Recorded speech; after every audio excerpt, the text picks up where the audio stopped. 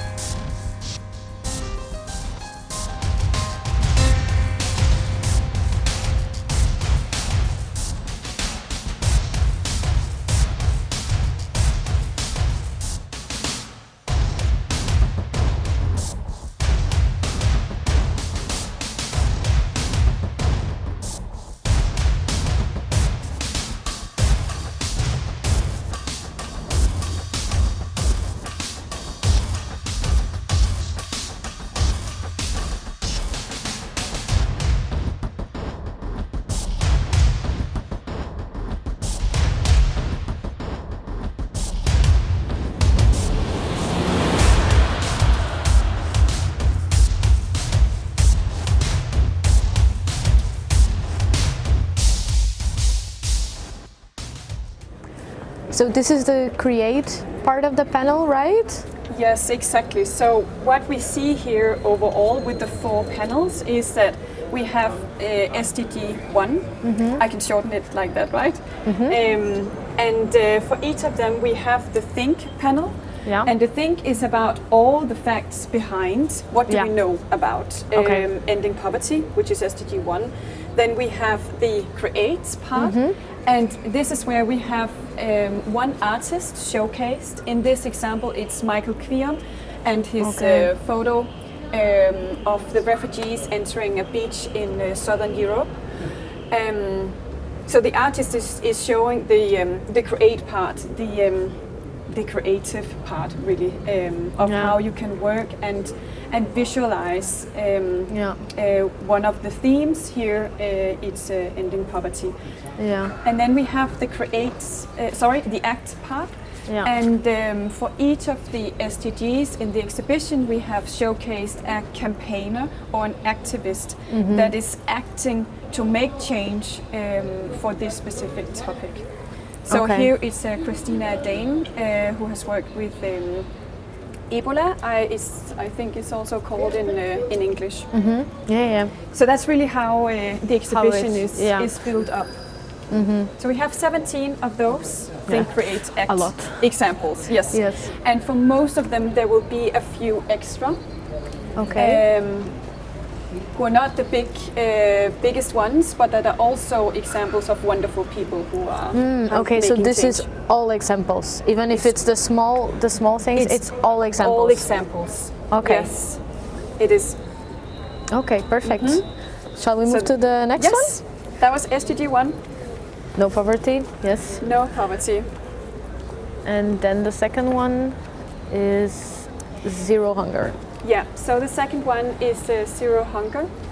And again, we have the same structure. We have the think part. What do we know about zero hunger or hunger overall in the world? We have the create part, which is represented by the artist Gamborg Magnussen.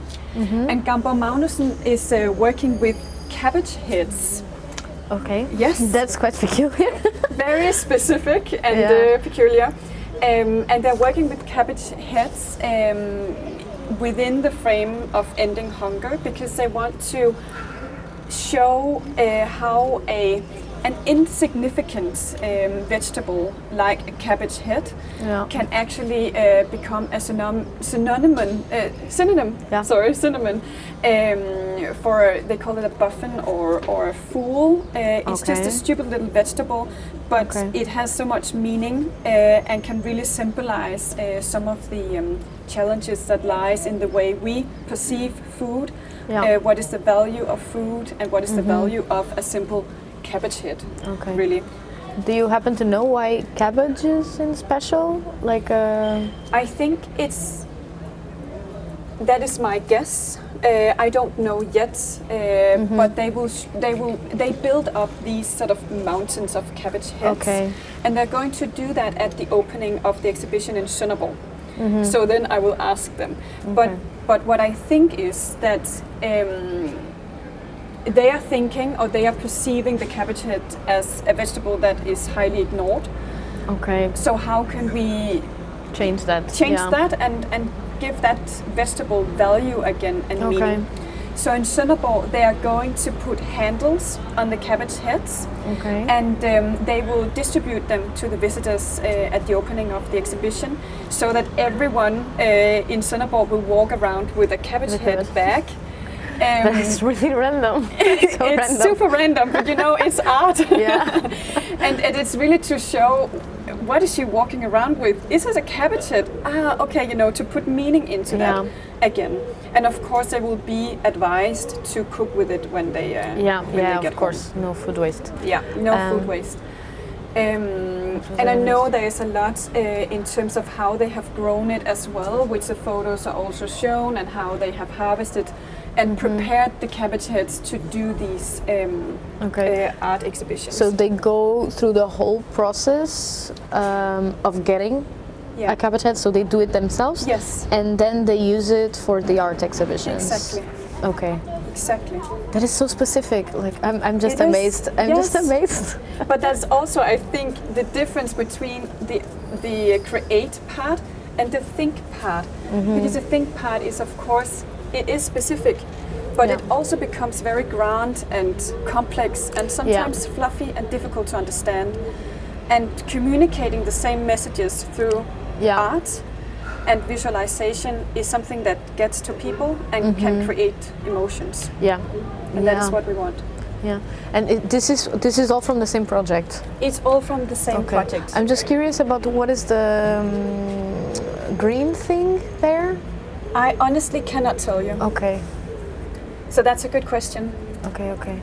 I'm just I'm speechless. I love this. Yes, and there are beautiful examples of this. And you see here also the headline, "Respect the cabbage."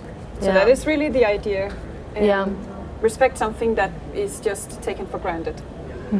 And again, this is like just to put the thought into people's head, right? And obviously they are distributing the cabbages, but it's in Denmark, right? It's in Denmark. It's not about doing something outside. No, this is here. Not. This is not.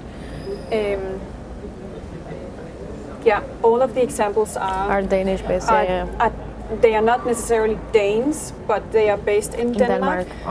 But they can do work also, of course, abroad. Many do, but it's derived from.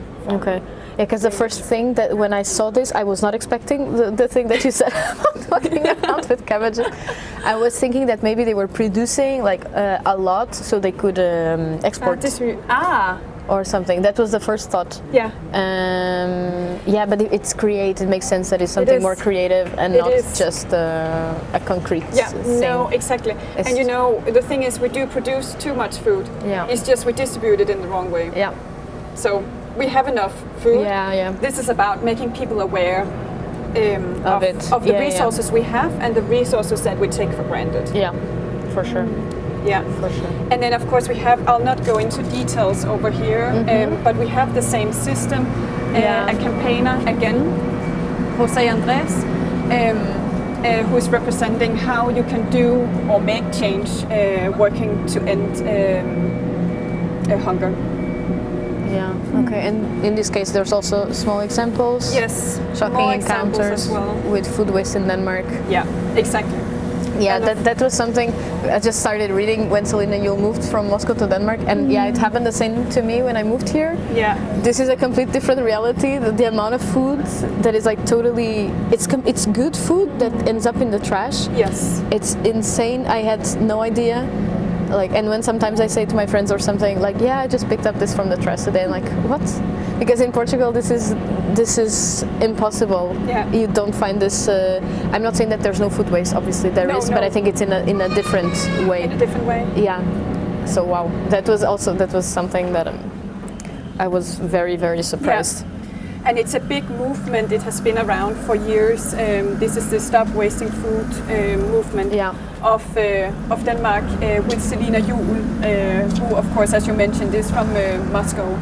So she has worked years to place a bigger focus on food waste in Denmark, and she's really created or built that movement. Yeah. Was she the founder of the food sharing in Copenhagen? I don't know about food sharing, but she founded Stop Wasting Food. Okay. That movement. Okay, I think okay. Maybe I was confused. Yeah. Okay. Could be, but she has really become the face. Yeah, because the name does ring a bell, and there's a food sharing in Aarhus also. And I remember that when I was looking it up, I saw that there was one in Copenhagen. So maybe it's the same, but with another name. Yeah. Maybe it's this one, because the name does ring a bell. Yeah. Because later, of course, there have become more and more focus or bigger focus on food waste overall, and more organizations. But she was really the Kickstarter of it. Yeah. Is there something else you would like to add? No, not for this one. Shall we go to the next one? Yes, let's do that. So we are moving to a very different topic, even though that it's in green colors. It's about good health and well-being, SDG 3. That's such a nice image. It is, it is a really nice photo. This is in Iceland. Yeah. So what is important to mention here, again, or what I would highlight is taking a bit out of this context, a growing interest and also awareness of our own health and well-being and how important it is. Does this include like mental health? Yes. Yeah. Okay. All types of health. Yes, there are some areas that are not covered. I'll not go into the detail, but some specific organizations will find it challenging to find their own cause represented, because we have the 17 Sustainable Development Goals. But under each of them, or in total, there are sub-targets, and we have 169 sub-targets in total. That's many. That's a lot. Yes, but still there are organizations that cannot really find themselves in the targets. Okay. Some that works very specifically with certain areas within health, for example, will say, but where can we find ourselves? Yeah, that makes sense. There's so much going on. Yes. This year we had the launch of the Inner Sustainable Development Goals, which is new. It's a new, I wouldn't call it a phenomenon, but they are new goals that are set out to make us become more aware of our own health, both mentally and physically. And it's of course closely related, because we have to start with ourselves in order to act and reach the SDGs. That's a super interesting topic, not fully explored or covered yet. And we have had a few side events focusing on that topic. But this was only launched this year? This year, yes. Yeah. It took a while to understand that this was the way.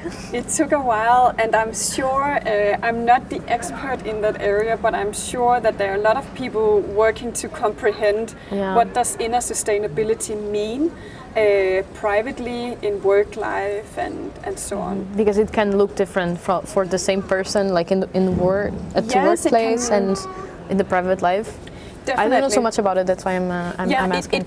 It can definitely look different, but it's still It's an initiative that is just like with the SDGs set out to establish or define what does inner sustainability mean and how is it related to the Sustainable Development Goals. Okay. So trying to specify much more what does well-being mean, really. Okay. Do you know how many there are, or is it still a but very... I have actually forgot. Yeah, I have actually. I don't remember right now. It's okay. But it's like defined. 7 or 10. It is probably 10, but okay. I couldn't say for sure. Yeah, that's quite cool. It's the first time that I'm hearing about it. Yeah. It's very that's cool. quite cool. It was launched at a conference. I think it was in spring this year. So it hasn't really grown so big yet, but we are starting to get some. There is a center for bæredygtighed, which in Danish means inner sustainability. Okay. So there is already a center? There is a center working with that. Okay. There are consultants working with it, and it has been a growing movement the past few years. You know, people working also with well-being in the workplaces. Yeah.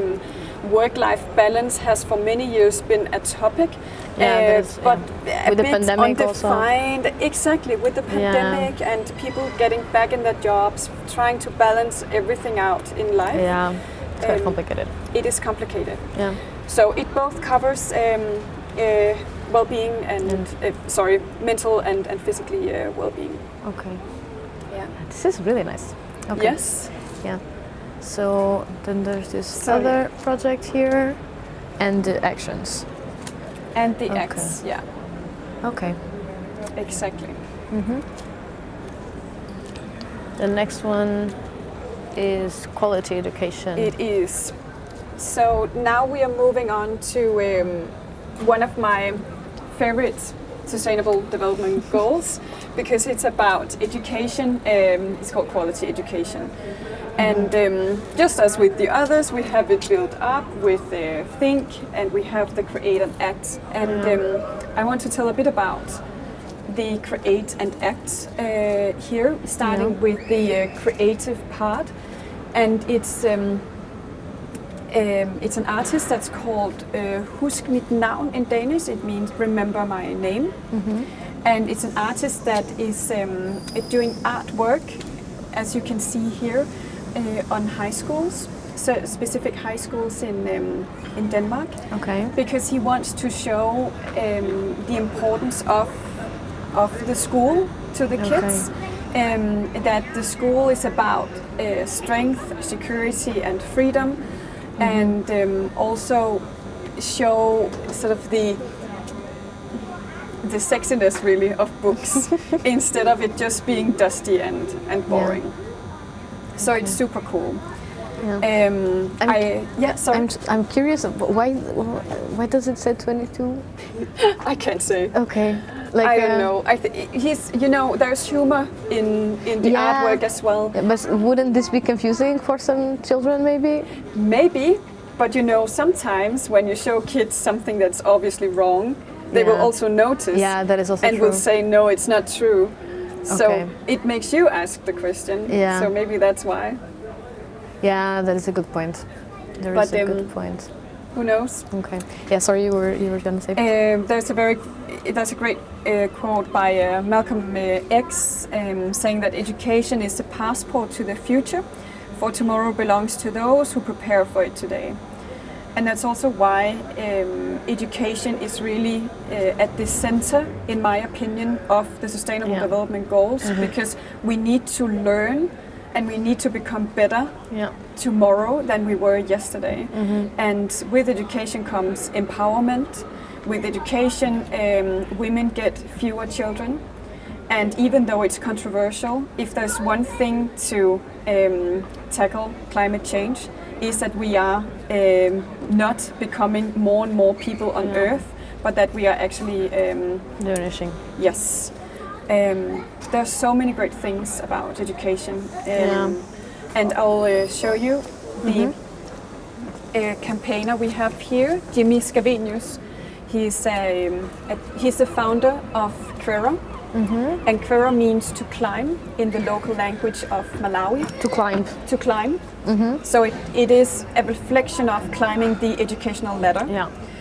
And Jimmy is a Danish lawyer, and he did work as a lawyer for many years in Denmark, but then he quit his job in 15 and moved to Malawi, and he sold everything that he owned. That sounds very extreme. Yes, you don't have to be this extreme, but maybe it can... It's so inspiring. Like someone just woke up and was like, no, this is not what I want to do. And literally did something about it. Exactly. How many people didn't think about this? So he was studying at IMD Business School in Switzerland, and there he realized, or he actually did a project, or his final project at the business school around education. And he moved to Malawi because he realized that Malawi is one of the countries in the world where the least young people go to higher education and actually finish higher education. So it's less than 1% in Malawi that studies a higher education or tertiary education, some call it. That's extremely low, I had no idea. Do you know how many in the western part of the world studies? No. In comparison? It's more than 75%. And it's even more in Denmark who studies a higher education. And higher education doesn't mean necessarily engineer, but it's teachers, it's nurses, it's doctors, it's all the people who actually build the infrastructure of a country. Less than 1% studies a higher education in Malawi. That is crazy. So what Jimmy did with Quora was to create an organization that finances higher education for young Malawian students studying at local universities in Malawi. So it's like a scholarship type of program? It is, yes, it is in a way. Because the problem is, and that's not just with Malawi, they secure, for example, funding for 1 year of education, but then they struggle because they cannot keep up with finding finances to continue. Yeah. So how is it financed actually? The organization itself? He raised the funds from basically investors, private donors, get the help. Initially he got a lot of help from family and friends network in Denmark because he needs initial funding. Yeah, it's a huge investment to do something like this. But the idea is that, and that's the brilliant part of this initiative, that when the students graduate, they will pay back 10% of what they earn if they get a job. So once they have their education, maybe one has graduated as a teacher, gets a job, then that person will pay back 10% for 10 years, financing new students. So in time, the initiative will become... So it's like self-sustainable. It's self-sustaining, exactly. And not many, even though they're wonderful initiatives, not many initiatives are thought or built this way. Yeah. So many initiatives and NGO work is dependent on constant, aid. Constant funding. Constant funding. Yeah, and that is so hard to get constantly. It creates a dependency. Yeah. And this is what this initiative doesn't want. So in a generation, it's supposed to be self-sustaining. The students will pay back if they get a job. They won't if they don't get a job. And they will finance new students and they will help each other build the country, basically. Yeah, that is very beautiful. Out of curiosity, I don't know if you know, is there a minimum amount of money that they need to do monthly so they are able to contribute? Because so if they don't have a job, they don't need to contribute. But imagine if they do get a job, but it's very low paid. Do you happen to know? Because that's a bit more specific. Yeah, so you're thinking if... I think actually that, because it's always 10%, so that would be a percentage of what they earn. But of course they need to sustain their life. Yeah, so that's taken into consideration. That's what I was... Okay. But if it were the case, I believe it's 3 or 4 that have graduated as of today from Quora. So they're starting to get the graduates now, and it will be a case-by-case of course, evaluation process. Yeah. So how old is this? It is from 17. Yeah. Okay. It's established in 17. Okay. So it's 5 years. Okay. Yeah. So it's quite new for some, because education also takes a long time. It is. So it is going to be a very long process. Yes. And but it's really nice. It is nice. And when we look around and think about education and also aid and what we focus on, the challenge is that we have a tendency in the system to focus on the short-term education. Yeah. So all the, not the high schools, but what are they called? You know, early stage education. Yeah. Because it's cheap. It's cheap to send young students to school, send 100 students to school to teach them literacy. It's cheap.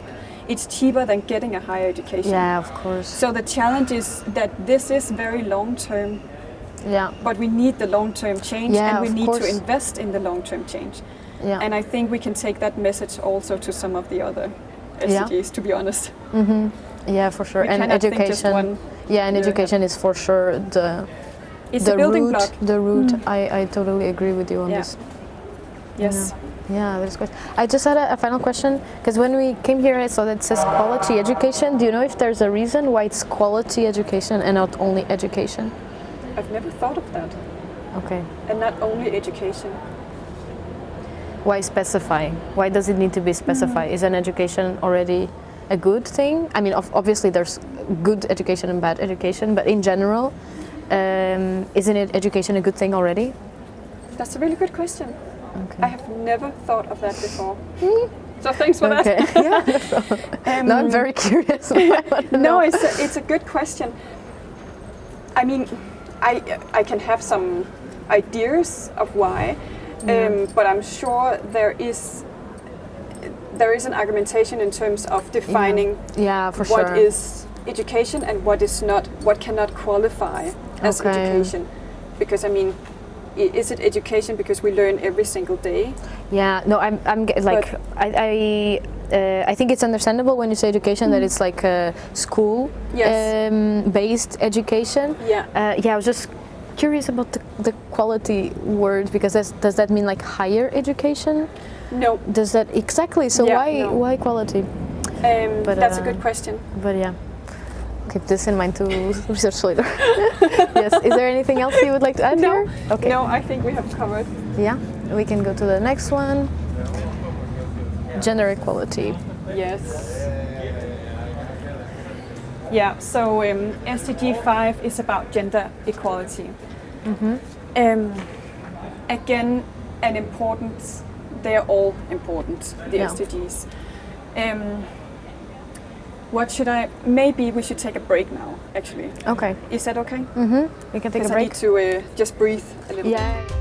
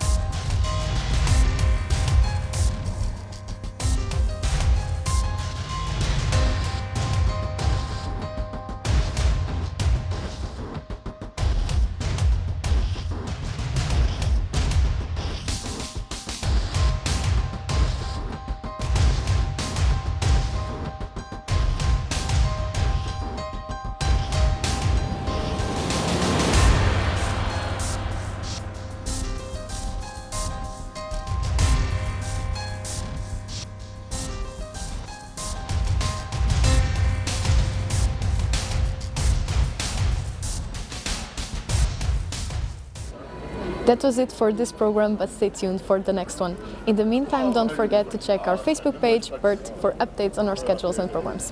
See you soon.